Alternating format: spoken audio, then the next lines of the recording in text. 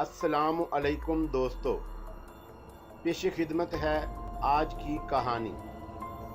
कहानी में आगे बढ़ने से पहले मेरी नए आने वाले दोस्तों से अपील है कि हमारे चैनल को सब्सक्राइब करें और बेल के आइकॉन को दबाकर ऑल नोटिफिकेशन ऑन कर दें ताकि हर आने वाली नई वीडियो का नोटिफिकेशन आपको बर वक्त मिल सके। पंडित भूषण लाल मेरा पुराना नमक ख्वार था, भरोसे का आदमी था।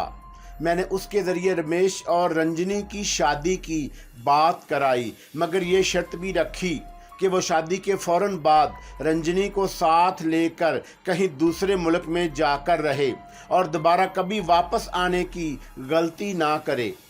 उसने मेरी शर्त मान ली, परंतु उसने भी ये शर्त रखी कि अगर मैं उसे अपना बिजनेस में 2 आने का भागीदार बना लूं तो फिर वो कभी सामने आने की गलती नहीं करेगा। मैं उसका नाम अपने नाम के साथ शामिल करने को तैयार नहीं था, लेकिन अंजला मेरे आड़े आ गई। मैं समझ रहा था कि उसके दिल पर क्या बीत रही थी। उसे अपने और अपनी बहन के भविष्य के साथ मेरे कारोबार की चिंता भी बेअक्ल कर रही थी। उसने जिद की तो मैंने रमेश की शर्त मान ली। वालिद साहब की मौत से कबल उनका जरगाम नामी एक दोस्त भी रूपनगर के नवाह में पुरइसरार हालत का शिकार हुआ था। मैंने बात आगे बढ़ाने की खातिर कहा। हाँ, नरेश चंद्र ने असबात में सर हिलाते हुए संजीदगी से जवाब दिया।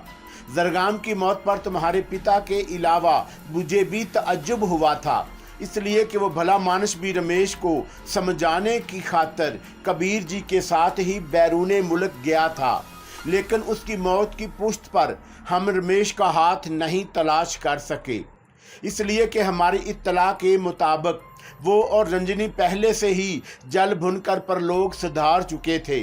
बहरहाल जरगाम की मौत के एक लंबे अरसे के बाद तुम्हारे पिता का भी कोई दुश्मन पैदा हो गया था। वो सामने नहीं आता था, केवल फ़ोन पर ही चेतावनी देता था कि अगर उन्होंने मेरे साथ मेल जोल ख़त्म ना किया तो वो दोनों को कत्ल कर देगा। धमकी देने की कोई वजह भी ज़रूर होगी। मैंने वजाहत चाही। उसका कहना था कि वो मुसलमानों के किसी ऐसे जत्थे का कारिंदा है जो हिंदुओं को अछूत समझते हैं और किसी मुसलमान का उनसे यारी दोस्ती गांडना बर्दाश्त नहीं कर सकते।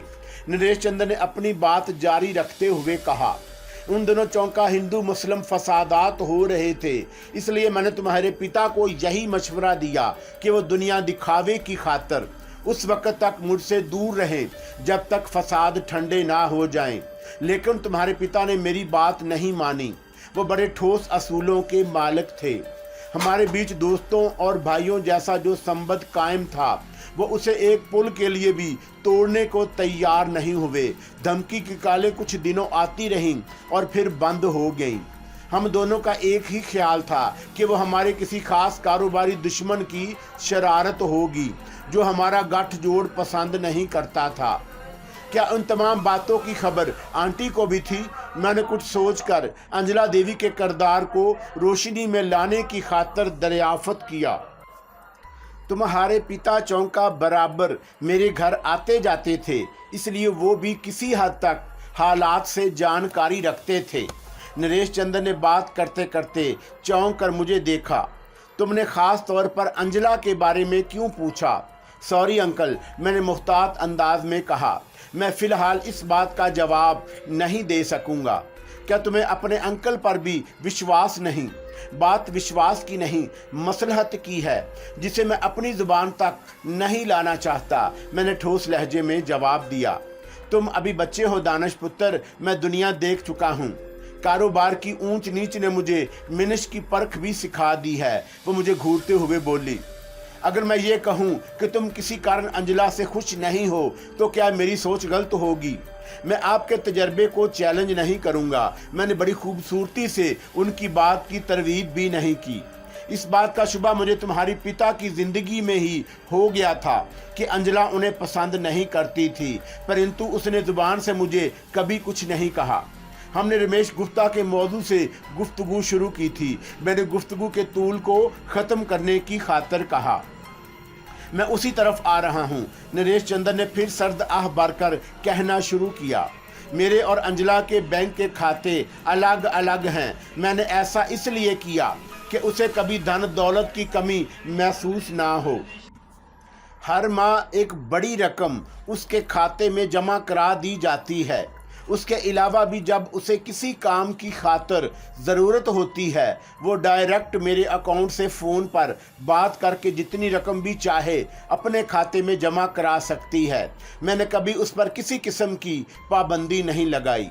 लेकिन तुम्हारे पिता की मौत से कुछ अरसा कबल मुझे मेरे अकाउंट ने बताया कि अंजला हर माह अपनी लगी बंदी रकम के अलावा भी 1,00,000-2 लाख मेरे खाते से अपने खाते में ट्रांसफ़र कराने लगी थी। लेकिन जब मैंने दूसरे ज़रियों से खोज लगाया तो मुझे पहली बार मालूम हुआ कि वो अपने खाते से भी बड़ी बड़ी रकम निकलवाती रहती है, जबकि पहले ऐसा नहीं होता था। मुझे बैंक से मालूमात हासिल करने के बाद ही इस बात का खटका हुआ कि अंजला किसी चक्कर में फंस गई है। पुजारियों के साथ उसका अकेले मंदिर आना जाना भी मुझे भला नहीं लगता था। मैंने कभी उससे कुछ पूछने की कोशिश नहीं की, परंतु मुझे इस बात की खोज ज़रूर थी कि वो क्या करती फिर रही है। नरेश चंद्र ने फिर खामोशी इख्तियार कर ली। उसके चेहरे पर तारी तासरात इस बात की तर्जुमानी कर रहे थे कि वो किसी शदीद ज़हनी दबाव और कर्ब की कैफियत से दो चार था। मैंने उसे छेड़ना मुनासिब नहीं समझा, चुपचाप बैठा उसके चेहरे के उतार चढ़ाव का अंदाज़ा लगाता रहा। वक़्त गुजरने की रफ्तार बड़ी मध्यम पड़ गई। मुझे ये ख्याल भी सता रहा था कि कमरे से बाहर जोगिया और रमेश की पुरइसरार कुव्वतें एक दूसरे से ज़रूर बरसरे पेकार होंगी।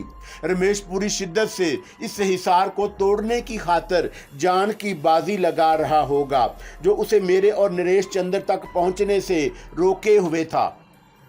बात किसी वक्त भी बिगड़ सकती थी। बाजी पलट जाने की सूरत में मेरे वालिद की मौत का मुअम्मा फिर हल होने से रह जाता। जोगिया की पिसाई की सूरत में मेरे और नरेश चंद्र में से किसी एक की ज़िंदगी को मौत का ख़तरा भी पेश आ सकता था। मैं इस महरे सकूत को तोड़ने की खातिर पहलू बदल रहा था जब नरेश चंद्र ने भर्राई हुई आवाज़ में कहा, रूपनगर में तुम्हारे पिता की पुरइसरार मौत की खबर सुनकर मेरी आत्मा को जो धचका पहुंचा था उसका अंदाज़ा तुम नहीं लगा सकोगे। मैं दीवाना हो गया था। फ़ोन के ज़रिए मुझे एक एक पल की खबरें मिल रही थी। मैंने पुलिस कमिश्नर तक को झंझोड़ कर रख दिया। फिर जब मुझे बताया गया कि मरने वाले के शरीर पर सूत का एक खून आलूद कच्चा धागा मिला है, तो मेरे दिमाग में कातल के बारे में जो पहला ख्याल उभरा वो रमेश गुप्ता के सिवा किसी और का नहीं था। मैंने अपना शक दूर करने की खातिर रूपनगर के एसपी इंचार्ज से भी बात की, जो मेरा वाकिफकार था। मैंने उसे रमेश गुप्ता का हुलिया भी बताया। बाद में एसपी ने मुझे इन्फॉर्म किया कि उसने मिलते जुलते हुलिये के एक बंदे को हिरासत में लिया था, लेकिन उसका नाम सलामत खान था, जिसकी गर्दन पर उल्टी तरफ कोई पुराना नासूर भी था। उसे हर तरह से खंगाला गया, लेकिन कोई नतीजा नहीं निकला, इसलिए छोड़ दिया गया। वही मेरे वालिद का कातिल और आपका पुराना दुश्मन रमेश गुप्ता था। मैंने होंठ चबाते हुए झल्ला कर कहा। मेरी रगों में दौड़ते हुए खून की गर्दिश तेज होने लगी।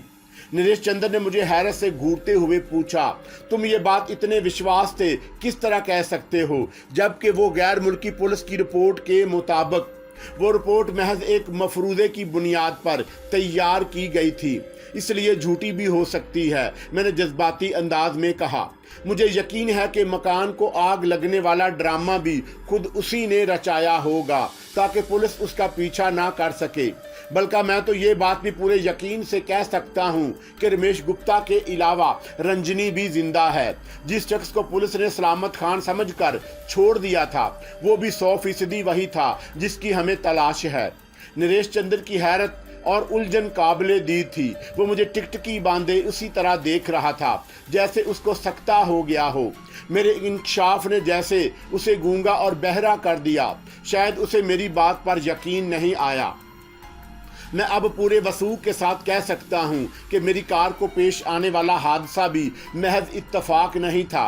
मेरा बदनसीब ड्राइवर रमेश गुप्ता के काले इल्म का शिकार हो गया। आपके जन्मदिन पर भी शायद वो हमला पुजारी की बजाय मेरे ऊपर ही किया गया था, लेकिन कातल से चूक हो गई। गुप अंधेरे और मेहमानों की भीड़ भाड़ की वजह से हमला आवर का निशाना खता हो गया। मैंने बड़े तलख लहजे में अपनी बात जारी रखी। आपको शायद ये सुनकर भी तअज्जुब होगा कि हमला आवर भी एक पुजारी था। वो जिस स्याह रंग की मर्सिडीज में बैठकर फरार हुआ, वो भी किसी और की नहीं बल्कि आंटी की मलकियत थी। अगर वो हराम का तुख्म जिंदा है तो फिर अंजला को भी इसकी खबर होगी। नरेश चंद्र ने फिर उठकर टहलना शुरू कर दिया। उसके चेहरे पर गंभीर संजीदगी तारी थी। मेरे इंकशाफ की रोशनी में वो शायद वाकयात की कड़ियां मिलाने की कोशिश में मसरूफ था।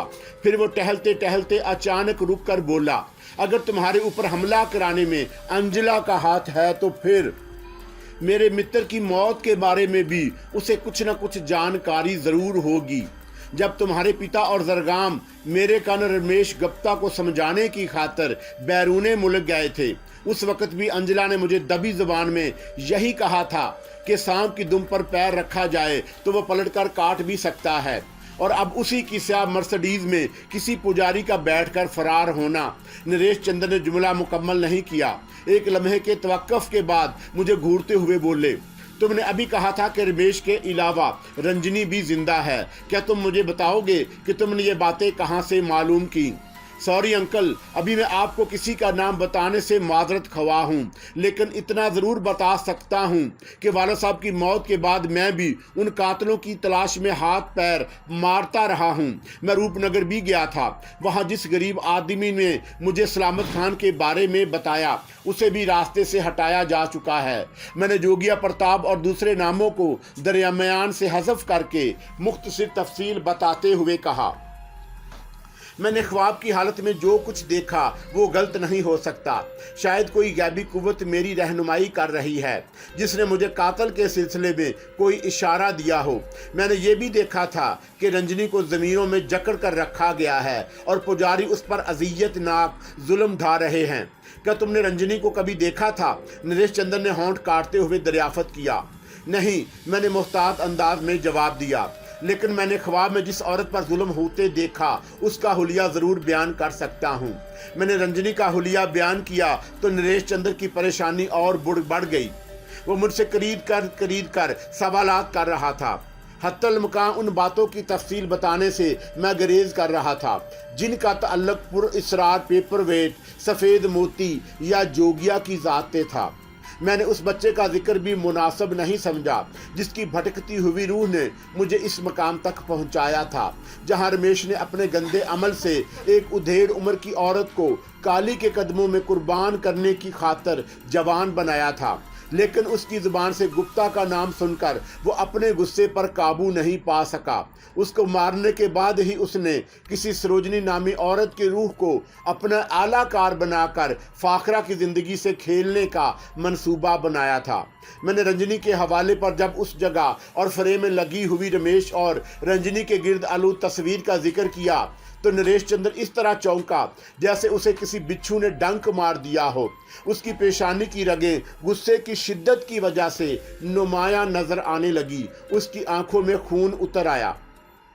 दानिश पुत्र, उसने बड़े तैश के आलम में हाथ मसलते हुए कहा, अब मुझे तुम्हारी बातों पर विश्वास आ रहा है।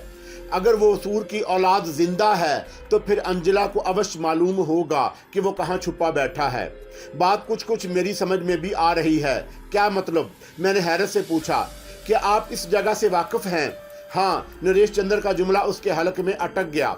मैं भी उछल कर खड़ा हो गया। कमरे का बैरूनी दरवाज़ा एक धमाके की आवाज़ के साथ टूट कर गिरा। बाहर हर तरफ आग के शोले भड़कते नजर आ रहे थे। लोगों की चीखों पुकार की आवाज़ें भी सुनाई दे रही थी। मेरे जहन में रमेश का तस्वर बिजली बनकर कूदा। शायद उसने जोगिया के कायम करदा हिसार को तोड़ने में नाकामी के बाद होटल के उस फ्लोर को आग लगा दी थी जहां हम मौजूद थे। मेरे अलावा नरेश चंद्र भी इस अचानक अफ्ताब से बुरी तरह बौखला गया। बाहर लोगों की भाग दौड़ और शोरगुल से कान पड़ी आवाज़ सुनाई नहीं दे रही थी। भड़कती आग के खतरनाक शोले कमरे में दाखिल होना शुरू हो गए।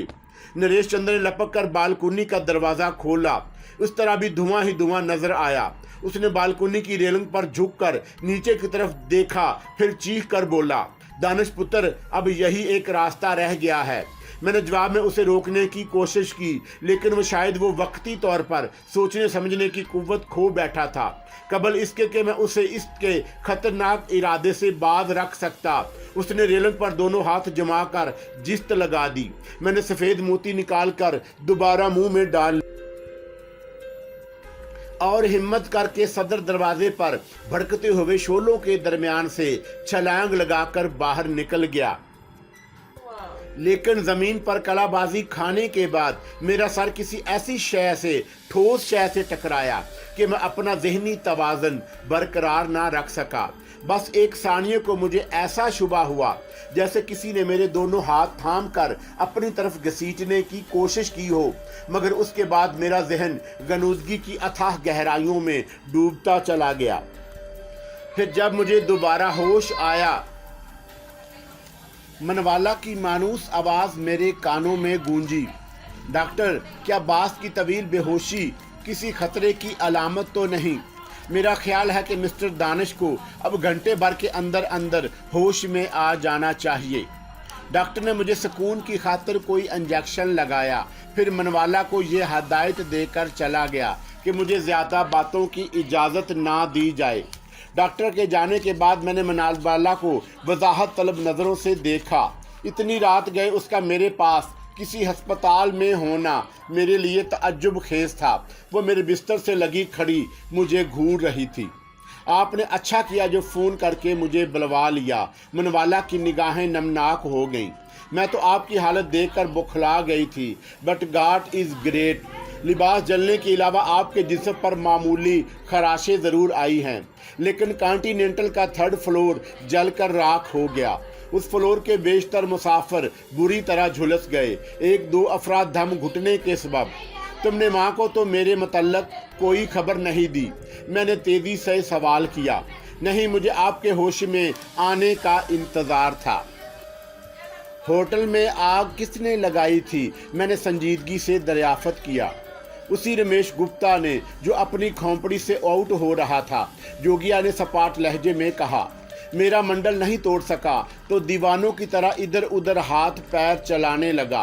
उसी समय मैं भी साहल के किनारे काली के एक पुराने मंदिर में छुपा बैठा अपनी पलीद शक्तियों के बेरों को जमा कर रहा है।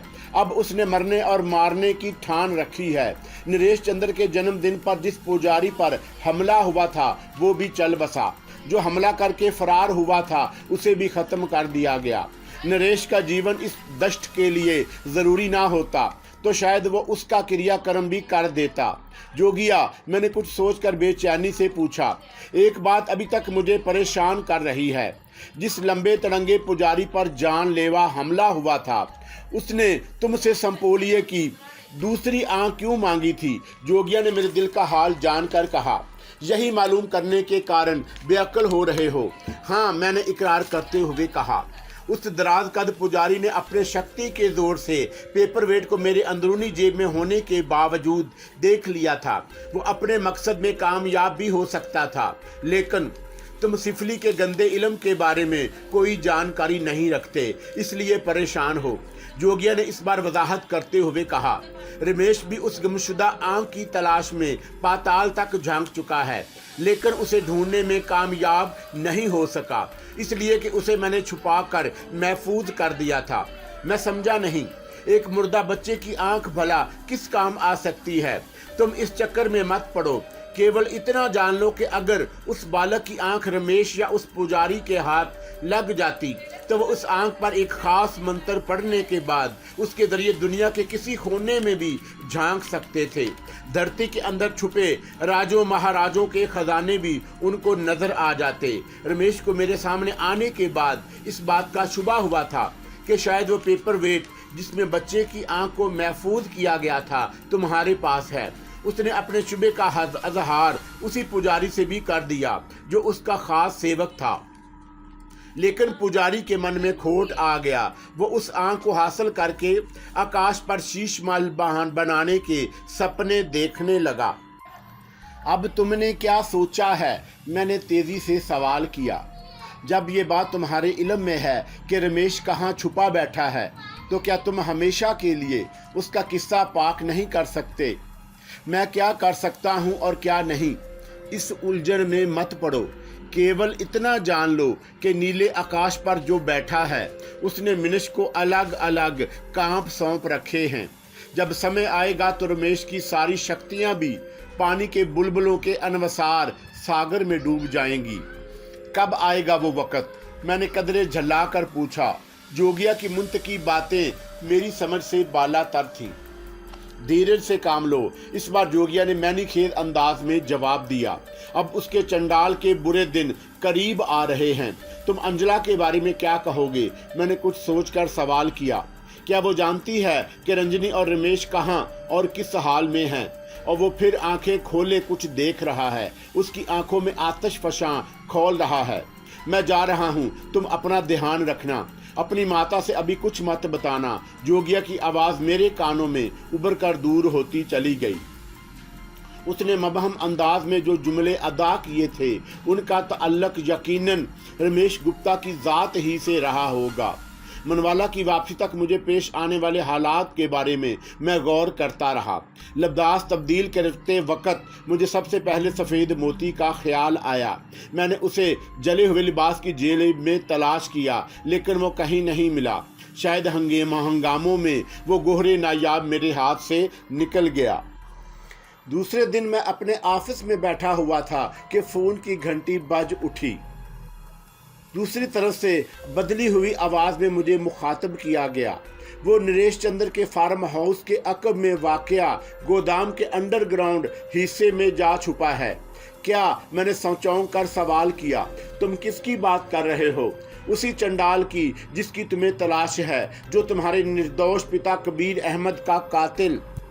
तुम कौन हो? नाग बिच्छू, दूसरी जानब से जोगिया का मखसूस कोड इस्तेमाल करके कहा गया।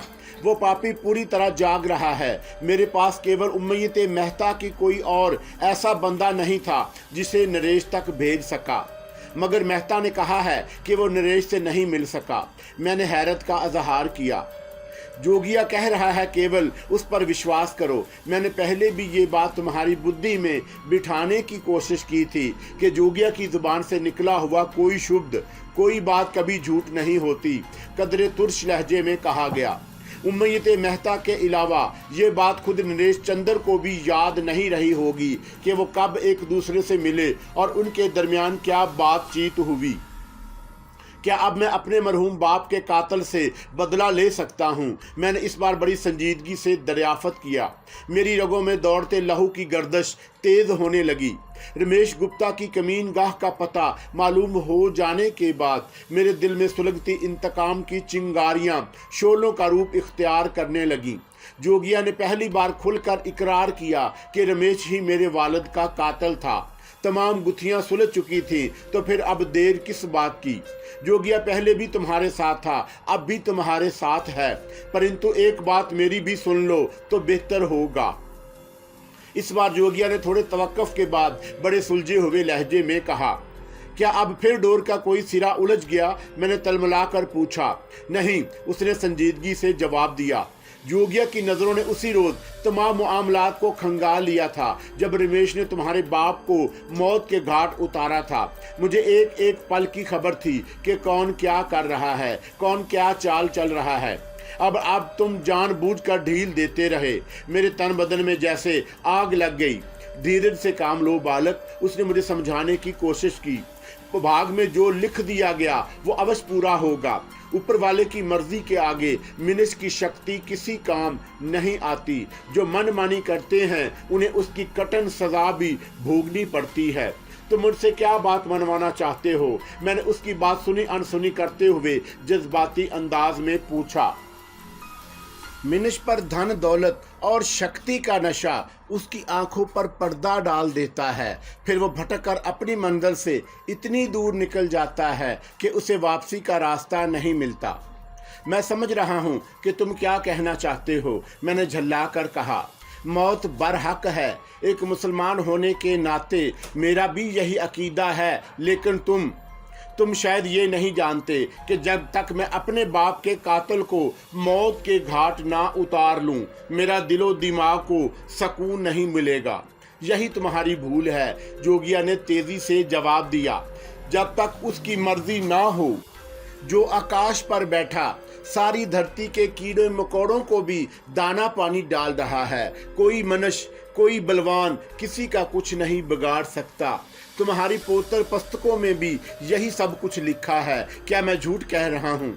क्या सच है और क्या झूठ, ये तुम शायद मुझसे बेहतर जानते हो। मैंने हाथ मलते हुए तलख लहजे में कहा। तुम दरमियान में ना आते तो शायद रमेश गुप्ता की काली ताकतें मुझे भी अपने रास्ते से हटाने में कामयाब हो जाती। हो सकता था कि मेरे बाद वो मेरी माँ को भी ठिकाने लगा देता, मेरे खानदान के बचे कुचे सारे अफराद को एक एक करके अपनी नापाक ख्वाहिशात की भेंट चढ़ा देता। लेकिन तुम ये क्यों भूल रहे हो कि मैं रूपनगर सिर्फ तफरीह करने गया था। मेरा फ़र्ज मुझे घसीट कर वहाँ ले गया था। मशीयत एजीदी ना होती तो जरगाम की भटकती हुई रूह मेरे सामने ना आती। मैं अंधेरे में ही भटकता रहता, थक हार कर रूपनगर से बेनीलो मुराम वापस आ जाता, मगर उसके बाद भी मेरी कोशिशें जारी रहती। ये तुम नहीं बालक, तुम्हारे अंदर खौलता हुआ खून बोल रहा है। जोगिया ने बड़ी संजीदगी से जवाब दिया। जवानी दीवानी होती है। तुम्हारे बाप से भी जवानी में एक भूल हो गई थी, जिसकी सज़ा उसे भोगनी पड़ी। मैंने तुमसे कहा था कि मेनिश को उसके किए की सज़ा अवश्य भोगनी पड़ती है। मेरे वालिद से ऐसी क्या भूल हुई जिसकी सज़ा उसे भुगतनी पड़ी? मैंने खुद पर काबू पाते हुए उससे सवाल किया। मुझे बताओ जोगिया, मैं ये ज़रूर जानना चाहूँगा कि वो क्या भूल थी। तुम फिर भटकने लगे। जोगिया ने सपाट आवाज़ में जवाब दिया। भूल चूक केवल मिनिश से ही होती है। अगर ऐसा ना होता तो फिर मिनिश ना होता। उसे फरिश्तों के नाम से याद किया जाता, जो केवल अपने परमात्मा के हुक्म से अनवसार रात दिन उसकी पूजा में लगे रहते हैं। लेकिन इस वक्त मैं किसी हिसाब किताब के चक्कर में नहीं उलझना चाहता। मैंने तुमसे सिर्फ रमेश गुप्ता के बारे में दरियाफ्त किया था कि अब मैं इस पोजीशन में हूँ कि उसके गंदे खून से अपने भड़कते इंतकाम के शोलों को सर्द कर सकूँ। अगर मैं कहूँ कि तुम रमेश को क्षमा कर दो तो मैंने झल्ला कर कहा, मैं यही समझूंगा कि तुम मेरी बजाय उस कमीने का साथ देना चाहते हो जो तुम्हारे धर्म से ताल्लुक़ रखता है। शायद इसीलिए तुम भी अभी तक उसे ढील देते रहे हो। सब कुछ जानते हुए भी तुमने मामलात को तूल देने की कोशिश की। हालात गवाह हैं कि तुम उस हरामजादे के मुकाबले में ज़्यादा ताकतवर हो। तुम अगर अपनी महान शक्ति के बलबूते पर रमेश गुप्ता के आड़े आ सकते थे, कदम कदम पर उसे नीचा दिखा सकते थे, उसके मुंह से उसका शिकार छीन सकते थे, तुम इन्हीं लाजवाल कुव्वतों को बरोए कार लाकर उस एक शख्स को मौत के घाट उतार सकते थे जिसने मेरे वालिद के अलावा और भी कई बेगुनाहों को अपनी गंदी और नापाक कुव्वतों का निशाना बना डाला।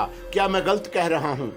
जवाब में फ़ौरन ही कुछ नहीं कहा गया। जोगिया की जानब से तादेर खामोशी मुसल्लत रही। शायद मेरी खरी खरी बातों ने उसे अपने गिरेबान में झांकने पर मजबूर कर दिया। मुमकिन है उसे शर्मिंदगी का एहसास हो। ये भी हो सकता था कि अगर मैंने धर्म वाली गलत बात नहीं कही थी तो वो रमेश गुप्ता को मेरे इंतकाम से बचाने की खातिर कोई तरकीब या तदबीर जहन में मुरतब कर रहा हो।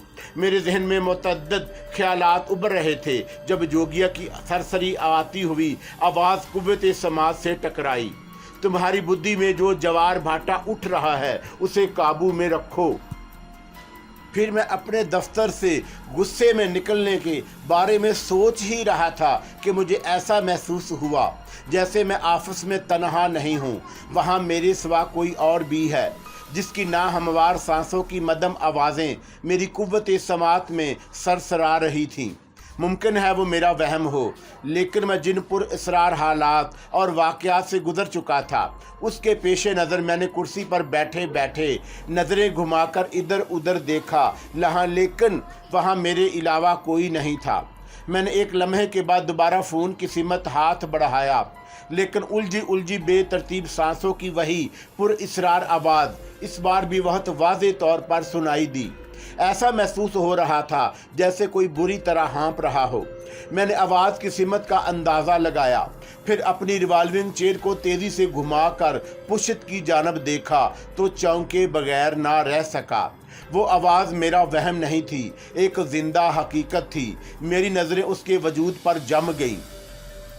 वो एक तवील उम्र बूढ़ा था जिसके पूरे जिस्म पर झुर्रियों का जाल मौजूद था। जिस्म का गोश्त हड्डियों से वाबस्ता ज़रूर था, लेकिन थल थल करता नज़र आया। उसकी उम्र का सही अंदाज़ा लगाना मुश्किल था। शायद वो 100 साल से भी तजावुज़ कर चुका था। उसके जिस्म पर सफ़ेद और उजला लिबास नज़र आया। उसकी दाढ़ी के बाल उसके सीने पर लहरा रहे थे। उसकी जुल्फ़ें भी दराज थीं। वो मेरी आपस में पुश्त की सिमत खिलने वाली खिड़की की दीवार से टेक लगाए बैठा, इस तरह हाँप रहा था जैसे कोई लंबी मुसाफत तय करके आया हो। उसकी निगाहें मेरे चेहरे पर मरकूज थीं। मैं अपनी निशस्त पर बुत बना बैठा, उसे हैरत भरी नज़रों से देखता रहा।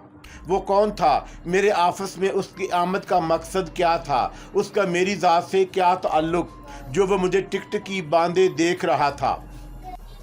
बूढ़ा बड़ी संजीदगी से बोला, जिस कदर मिल जाए उसी पर गुजारा करने की आदत डाल ले। 2 और 2 4 के हिसाब में उलझ गया तो फिर भटक जाएगा। उसने भी यही कहा था कि केवल अपने परमात्मा पर विश्वास करने की ठान ले। जो सीधा रास्ता इख्तियार करते हैं, ऊपर वाला उन्हें कभी निराश नहीं करता। सुन रहा है मेरी बात? बूढ़े ने जोगिया का कहा हुआ जुमला दोहराया तो मेरे दिल की धड़कनें और तेज हो गईं। मैंने तेज़ी से लपक कर उसका हाथ थाम लेने की कोशिश की, लेकिन वो मेरा इरादा भांप कर बरक रफ्तारी से उठकर एक तरफ हो गया। झुकना है तो उसके सामने माथा रगड़ जो अजीम तर है। दूसरों की उंगली थाम कर कब तक चलता रहेगा? तुम अगर दिलों का भेद जानते हो तो ये भी ज़रूर जानते होगे कि मैं अपने बाप के कातलों को फरामोश नहीं कर सकता। मैंने बड़ी आर्जी से कहा। रमेश गुप्ता का गंदा वजूद अगर बाकी रहा तो दूसरों के लिए भी खतरनाक होगा। एक बार उसका क्रियाक्रम हो जाए तो फिर मैं कभी पीछे पलटकर देखने की भूल नहीं करूँगा। ये मेरा वादा है। सफ़ेद रेश बूढ़े की रोशन निगाहें मेरे वजूद के गिर्द मंडलाने लगीं। शायद वो मेरी कही हुई बात को अपनी कसौटी पर परख रहा था। उसकी तेज़ नज़रें मेरे वजूद का एक्सरा कर रही थीं। मेरी बात का यकीन करो, मैंने बदस्तूर संजीदगी से कहा। मेरी माँ मुझे दुनिया में सबसे ज़्यादा अजीज़ है। रमेश गुप्ता ने उसको बेवगी के गम से 2 4 करके मेरी रूह को जो ज़ख्म लगाया है उसे मंदमल कर दो। उसके बाद तुम जो कहोगे मैं वही करूँगा। शर्त लगा रहा है। उसकी आंखों के डेले सुर्ख अंगारों की मानत दहकने लगे। उसकी पलकें मशीनी अंदाज में झपकने लगीं। नहीं, मैंने आर्जी का इजहार किया। मैं सिर्फ दरख्वास्त कर रहा हूँ। मेरे दिल में जो आग भड़क रही है उसे रमेश के खून के छींटे दरकार हैं। वो शैतानी कुव्वतों का मालिक है। मैं तन्हा उसका मुकाबला नहीं कर सकता। कुफर बक रहा है मलऊन। बूढ़े गुस्से से लर्जने लगा। उसका केवल फरामोश कर रहा है जो जुल जलाल वल इकराम है। वो चाहे तो मुर्दों में भी जान डाल सकता है। वो सबसे अजीम तर है, बाकी सब हीच हैं। एक ही नारा लगाने की आदत डाल ले, हक अल्लाह, हक अल्लाह, हक अल्लाह। मैं तुम्हारी किसी हुक्म से इनकार नहीं करूँगा, लेकिन बदबख्त कम अकल उसकी ताकत का करिश्मा देखना चाहते हो। बूढ़े के जिस्म पर कपकपी तारी हो गई। वो तादेर मुझे खश्मगीन निगाहों से घूरता रहा। फिर उसने अपनी उलझी हुई दाढ़ी का एक सफ़ेद बाल नोच कर मेरी तरफ उछाल दिया। सपाट लहजे में बोला, ले इसे संभाल कर रख ले। जब हर तरफ से मायूसी हो, तुझे सच्चे दिल से खुदा का नाम लेकर उस काफिर की तरफ हवा में लहरा देना। फिर उसका तमाशा भी देख लेना जिसकी लाठी बेआवाज़ होती है। मैंने लपक कर खुदा के उस बरगजीदा बंदे की दाढ़ी के बाल को ज़मीन से उठाकर पूरी कुव्वत से मुट्ठी में बंद कर लिया। फिर मैंने उसका शुक्रिया अदा करने की खातर निगाहें बुलंद की तो मुझे मायूसी हुई। खुदा का वो नेक बंदा मेरी निगाहों से उजल हो चुका। कमरे में मुझको अंबर की मिली जुली तेज खुशबू फैल रही थी और मेरे ऊपर वजद की कैफियत तारी होने लगी। मैं अपनी जगह साकतो जामद खड़ा उस सफ़ेद रेश बुजुर्ग को याद करता रहा जो मुझे एक नायाब तोहफे से नवाज कर गायब हो गया। वो कौन था? जोगिया से उसका क्या ताल्लुक था? उसने जोगिया की कही हुई बातों को दोहरा कर मुझे क्या बावर कराने की कोशिश की थी? मुझे उन बातों से कोई सरोकार नहीं था, लेकिन मेरा दिल गवाही दे रहा था कि वो खुदा के हुक्म से मेरी मदद को आया था, फिर वापस लौट गया। मैं बड़ी देर तक खामोश खड़ा उसकी बातों को याद करता रहा। फिर मैंने नरेश चंद्र से फ़ोन पर गुफ्तगू करने का इरादा तर्क कर दिया। खुदा के इस बरगजीदा बंदे का दरमियान में आ जाना मुझे उलझा रहा था। वो कौन था? जोगिया के बारे में वो कैसे जानता था? उन दोनों के दरमियान क्या ताल्लुक था? जोगिया का मेरी बुजुर्गों के साथ क्या ताल्लुक था जिसने उसे रमेश के मुकाबले पर मेरी मदद करने को कहा था? मेरे जहन में मुतअद्दिद सवालात गुल्ड-मुड हो रहे थे जब जोगिया की मानूस आवाज़ मेरे कानों में कहीं बहुत दूर से उभरती सुनाई दी। बालक, तू किस्मत का धनी है जो नीली छतरी वाला तेरे ऊपर मेहरबान हो गया। मेरी बात ध्यान से सुन। तुझे तेरी भागिया से जो सुनहरी मौका मिला है उसे खो मत देना। भगवान के इस अवतार ने तुझे दर्शन देकर अमर कर दिया है। ऐसे शुभ मौके जीवन में बार बार नहीं आते। अगर तूने ये मौका गंवा दिया तो फिर सारा जीवन हाथ मलता रहेगा। जोगिया, मैंने धड़कते हुए दिल से पूछा, क्या तुम जानते हो कि वो कौन था? ज्यादा खंगालने की कोशिश मत कर। जो कह रहा हूं उसे गिरा से बांध ले। अब शायद उसकी शैतानी शक्तियां भी उसका साथ ना दे सकेंगी, मगर तू अपने कदम धरती पर मजबूती से जमाए रखना। उस महान मनुष्य ने तुझे जो पोतर तोहफा दान किया है उसे भूल मत जाना। उसकी बातों का ध्यान रखना। रमेश की पलीद कुव्वतें तेरा ध्यान बटाने की कोशिश करेंगी, परंतु अब तू अपने परमात्मा पर पूरा विश्वास रखना। निराश मत होना। तेरे कदम डगमगा गए तो फिर सब कुछ चौपट हो जाएगा। वो भी मुंह फेर लेगा जो तेरी सहायता करने को सामने आया। सुन रहा है मैं क्या कह रहा हूँ? हाँ, मैं तुम्हारी बात समझ रहा हूँ। मेरे पास समय कम है, मैं जा रहा हूँ। मेरी बातों का ध्यान रखना, इसी में तेरी मुक्ति है। जोगिया की मध्यम आवाज़ दूर होती चली गई। मैंने उसे दोबारा मुखातब किया, लेकिन दूसरी तरफ से कोई जवाब नहीं मिला। मैंने गैर इख्तियारी तौर पर कार की रफ्तार और बढ़ा दी। रास्ते मेरे जाने पहचाने भी नहीं थे, लेकिन कोई नादीदा कुव्वत ही मेरी रहनुमाई कर रही थी। जो मैं गोदाम के अंडरग्राउंड में वाक़या उस हिस्से तक पहुंच गया जिसमें ख्वाब में मैं देख चुका था। उस हिस्से के एक कमरे में मैंने रमेश और रंजनी की तस्वीर को फ्रेम में देखा।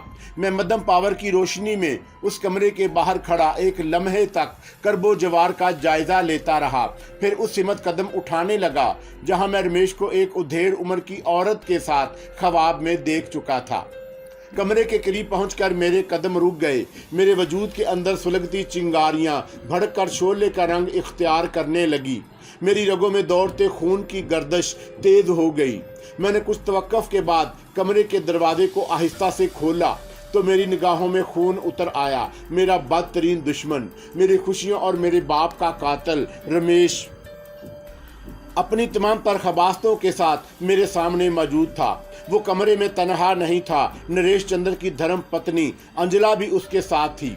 उस खूबसूरत नागम ने भी मुझे डसने की धमकी दी थी, जो इस वक्त नीम बरहना हालत में बड़ी बेगैरती से रमेश की आगोश में लेटी उसे ख्वाबीदा नज़रों से देख रही थी। कमरे में सिर्फ एक ही चिराग रोशन था।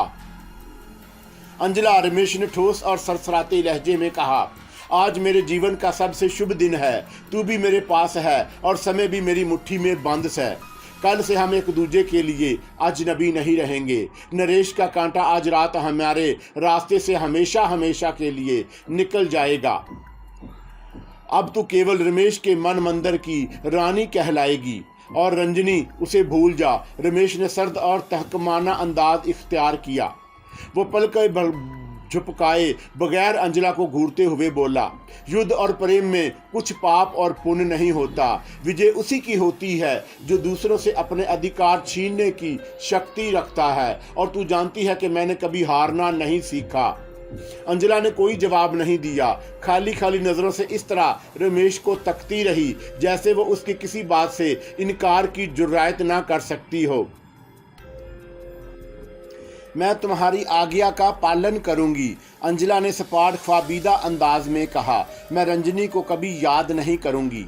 आज रात तुझे क्या करना है? रमेश ने थोड़े तवक्कुफ के बाद बड़े एतमाद से सवाल किया। तुम मुझे राख की एक चुटकी दोगे। मुझे वो राख उस दवा की शीशी में मिलानी होगी जो नरेश को दी जा रही है। अपना काम पूरा करने के बाद मैं हमेशा की तरह हर बात भूल जाऊंगी। जय भवानी, जय बजरंग बिल्ली, रमेश ने खुशी में लहरा कर नारा बुलंद किया। फिर उसने झुककर अपने गलीज होंठ अंजना के गुलाबी होंठों पर रख दिए, लेकिन दूसरे ही लम्हे चिराग की लो फड़फड़ाने लगी और रमेश इस तरह अंजना को छोड़कर तेजी से उठ खड़ा हुआ जैसे किसी बिच्छू ने उसे डंक मार दिया हो। उसने खौफनाक और पुरतजस निगाह नज़रों से अतराफ का जायज़ा लिया। फिर उसकी खौनख्वार नज़रें मेरे वजूद पर जम कर रह गईं। उसने कहर आलूद अंदाज में लब कुशाई की। तू मेरी नज़रों के सामने खड़ा है, मेरे आस्थान पर। मुझे विश्वास नहीं आ रहा। बूढ़े की दाढ़ी का मुतबरक बाल मेरी मुट्ठी में बंद था। शायद इसलिए रमेश का रूप मेरे ऊपर गालिब नहीं आ रहा था। मैं इस वक्त जो कुछ देख चुका था, सुन चुका था, मेरे लिए वही बहुत था। मेरे अंदर का आतिश फशां कसमसाने लगा। मैंने रमेश को सरतापा नफरत से घूरते हुए कहा, नमक हराम कमीने, तू अब तक जिस हांडी में खाता रहा, आज उसी में छेद करने की सोच रहा है। क्या तेरे गंदे वजूद में शराफत नाम की कोई चीज़ नहीं? अंजना ने मेरी आवाज़ सुनी तो वो भी हड़बड़ा कर उठ गई। अंदाज ऐसा ही था जैसे सोते से बेदार हुई हो। मुझे देखकर उसकी बेगैरत आंखों में भी खून उतर आया। रमेश, वो हज़ियानी अंदाज में चीख कर बोली, इस हरामी के साथ कोई दिया मत करना। मैं जीवन में कभी तेरी किसी बात से इनकार नहीं करूंगी, मगर तुझे मेरी एक आशा पूरी करनी होगी। उसने बेदस्तूर मुझे घूरते हुए कहा। इसकी मौत उसे यहाँ तक खींच ही लाई है तो फिर उसे बचकर ना जाने देना। अपने काले इल्म से इस मुसले को ऐसा कष्ट दे कि इसकी आत्मा भी नरक में बेअक्ल रहे। इस संपोलिये को भी वहीं पहुँचा दे जहाँ तूने इसके बाप को भेजा था। तुझे अंजना की सौगंध। तू चिंता मत कर मेरी रानी। रमेश मेरे चेहरे पर नजरें जमाए जमाए बड़ी खबासत से बोला, आज ये मेरे हाथ से बचकर नहीं जा सकेगा। तू भूल रहा है बदबख्त, मैंने अपने गुस्से को जब्त करते हुए कहा। इससे बेशतर भी तो कई बार मुझे मारने की कोशिश कर चुका है, लेकिन नतीजा क्या निकला? एक बात याद रख, मारने वाले से बचाने वाला ज्यादा ताकतवर होता है। क्या यही भाषण देने के कारण यहाँ तक दौड़ा चला आया? उसने जहर खान से जवाब दिया, फिर इधर उधर देखकर बोला, आज धरती की कोई शक्ति तुझे रमेश के हाथ से नहीं बचा सकेगी, वो भी नहीं जो अब तक तेरी सहायता कर रहा था। मैं जवाब में कुछ कहना चाहता था, लेकिन रमेश ने मौका की नज़ाकत को महसूस करके पहल करने में बड़ी फुर्ती का मुजाहरा किया। गले से मफलर हटाकर उसने अपने बुझबुझाते जख्म से एक कीड़ा निकालकर मेरी समत फेंका। मुझे यूं लगा जैसे कई हट्टे कट्टे पहलवानों ने मुझे पल भर में जकड़कर हवा में बुलंद कर दिया, फिर बड़ी बेरहमी से नंगे फर्श पर पूरी शिद्दत से फेंक दिया। मेरा जोर जोर कड़कड़ा कर रह गया।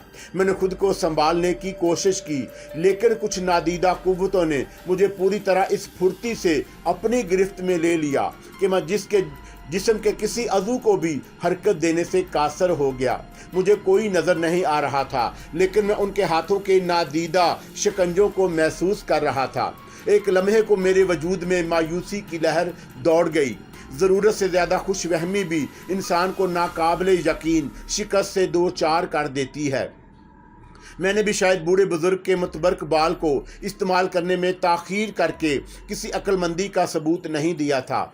मैंने कहा था ना, रमेश ने हकारत से मेरे मुंह पर थूकते हुए लहरा कर कहा, आज तेरे सितारे गर्दिश में हैं, वो भी तेरा साथ छोड़ गया जो कल तक तेरे पट्ठे पर हथेली जमाए हुए था। कोई और हो तो उसे भी आवाज़ देकर देख ले। रमेश का हकारत अमीज़ और रकीक लबो लहजा मेरे तन बदन में आग लगा रहा था।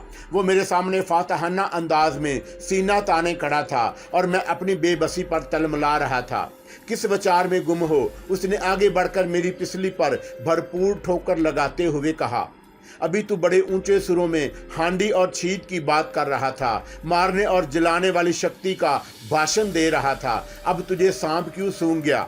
रमेश, इंजला ने चीख कर कहा। तो फिर लंबी चौड़ी बातें करने लगा।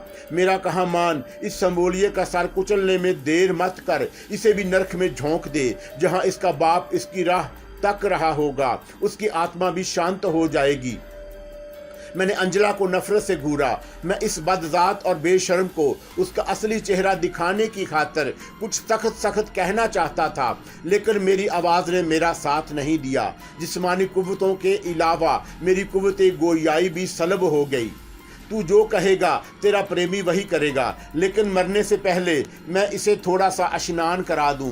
रमेश ने अपना जुमला मुकम्मल करने के बाद अपने जिस्म से लंगोटी भी उतार कर एक तरफ फेंकी तो उसमें उसका नापाक इरादा भांप कर तड़प उठा। वो अखलाक सूज मंजर मेरे लिए नाकाबिले बर्दाश्त था। मैंने तलमलाकर आंखें बंद कर लीं। दिल ही दिल में इंतहाई मायूसी की हालत में खुदा को याद किया। मेरे लहजे में गड़गड़ाहट थी। मेरे माबूद, अपने हकीर और बेबस बंदे की फरियाद सुन ले। इससे बेशतर कोई काफर मेरे उजले और पाक जिस्म को अपनी गलाजत से नापाक कर दे। तू मेरी मदद कर या फिर मुझे मौत दे दे। मेरे कल्ब से निकली हुई दुआ ज़ाया नहीं गई। घुप अंधेरे में रोशनी की एक किरण फूटी। मेरे कानों में उसी खुदा के बरगजीदा बूढ़े बंदे की मानूस आवाज़ गूंजी जिसने मुझे अपनी दाढ़ी के सफ़ेद बाल से नवाजा था। मायूसी गुनाह है। ईमान की कुव्वत के सामने दुनिया की हर ताकत हीच और कम तर है। तूने सच्चे दिल से उस जुलजलाल वल इकराम को याद किया है तो उसी का पाक नाम लेकर अपनी मुट्ठी खोल और सफ़ेद बाल अपने दुश्मन की जानब हवा में लहरा दे। मैंने वो आवाज़ सुनकर आंखें खोल दी। रमेश फातहाना अंदाज में आहिस्ता आहिस्ता कदम उठाता मेरी जानब बढ़ रहा था। वो मादरजाद बरहना था। उसके इरादे नेक नज़र नहीं आ रहे थे। मैंने खुदा का नाम लेकर बंद मुट्ठी खोलने की कोशिश की और मुझे मायूसी नहीं हुई। मैंने मुट्ठी खोलकर सफ़ेद बाल को रमेश की तरफ उछाल दिया और फिर जो हुआ वो मिश्ते एज़दी के सिवा कुछ और नहीं था। सफ़ेद बाल मेरी मुट्ठी से निकला तो हर तरफ से घन गर्ज की हौलनाक आवाज़ें बुलंद होने लगीं। ज़मीन के अलावा पूरी इमारत इस तरह लर्जने लगी जैसे शदीद जल्जले की लपेट में आ गई हो। रमेश गुप्ता इस तरह चौंका जैसे उसे मौत का फरिश्ता नजर आ गया हो। वो पागलों की तरह दीदे फाड़कर अतराफ का जायजा लेने लगा। उसके अलावा अंजला का चेहरा भी तारीक पड़ गया। रमेश, अंजला दीवानों की तरह चीखी, ये क्या हो रहा है? क्या भूचाल आ गया?